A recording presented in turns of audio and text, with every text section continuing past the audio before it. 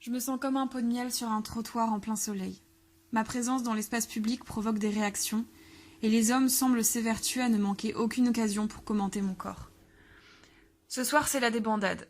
J'ai trop mangé. Mais rien qu'une petite balade digestive ne puisse résoudre cependant. Donc une fois n'est pas coutume, j'enfile mes baskets. Je me balade maintenant depuis 10 minutes. J'ai presque terminé mon tour de pâté de maison, et je rejoins la rue principale de notre petit village de campagne. C'est calme. La chaleur conservée par les pierres des maisons me réchauffe par vagues, et je profite des derniers rayons du soleil. Et qui c'est que je vois pas arriver sur ces grands chevaux à fond la caisse? Je vous la mets dans le mille. La connerie sexiste. Enfin non, j'en suis pas certaine pour le moment. J'entends un sifflement. Pas celui d'un rossignol, comprenez-moi bien. Vous savez, le genre de sifflement qui se passe 2 mots mais qui veut souvent dire « Waouh ».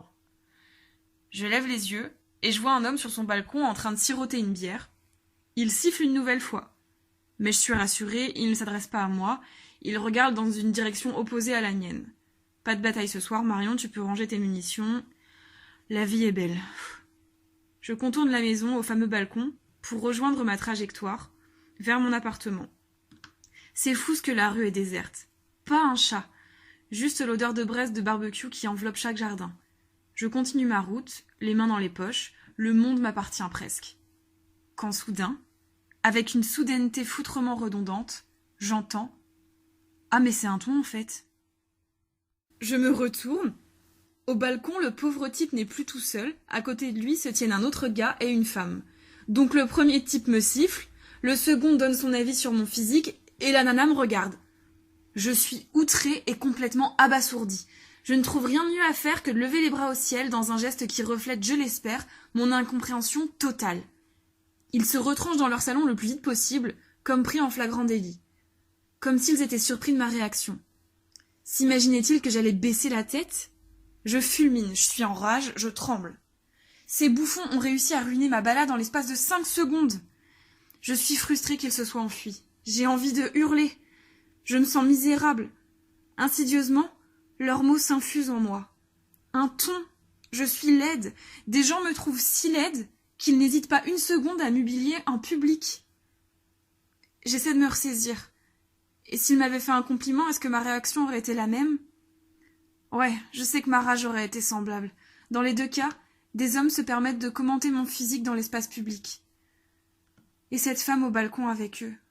Je voyais pas bien son visage. Est-ce qu'elle a souri ? Je ne sais que trop bien comment parfois se rallier du côté des oppresseurs semble être une façon acceptable pour avoir la paix. Mais où est la belle sororité à laquelle j'aspire tant ?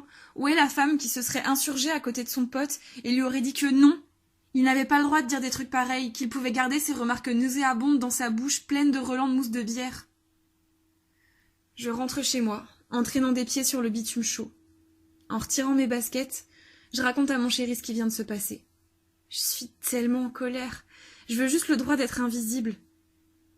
Il me semble que c'est important de lui raconter pour qu'il puisse comprendre qu'on ne nous accorde pas les mêmes privilèges dans l'espace public.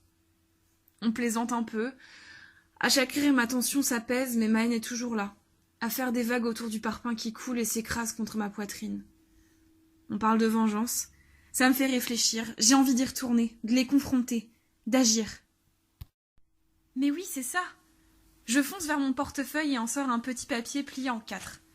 C'est un flyer avec un petit texte qui, si je résume dans les grandes lignes, dit « Si je t'ai donné ce papier, c'est que t'es un relou, c'est à cause de personnes comme toi que certaines femmes ne se sentent pas à l'aise dans l'espace public. À l'avenir, abstiens-toi de tout commentaire non sollicité. » Bon, je vous la fais courte, mais c'est évidemment mieux expliqué sur le papier. J'enfile de nouveau mes baskets, puis j'écris un élégant « Merci de m'avoir ruiné ma balade, espèce de bouffe. » J'étais partie pour écrire « espèce de blaireau », mais pauvre bête, laissons-les en dehors de tout ça. Je suis donc repartie, bien déterminée, mon papier dans une main et mon téléphone dans l'autre. J'ai appelé une alliée, une qui ne me jugerait pas, qui ne me dirait rien qui pourrait me faire sentir encore plus mal, bref, quelqu'un de safe et éveillé, quoi. C'est donc en lui racontant ce qui venait de m'arriver que je suis passée devant le balcon où l'un des mecs était toujours là. J'ai articulé un « Bah ouais, il est encore là, ce con ». J'ai marché jusqu'à sa boîte aux lettres, j'y ai glissé le papier, et je suis repartie en riant aux éclats avec ma pote. Alors ouais, ma réaction n'est pas idéale sans doute. Peut-être qu'ils n'auront rien appris ce soir.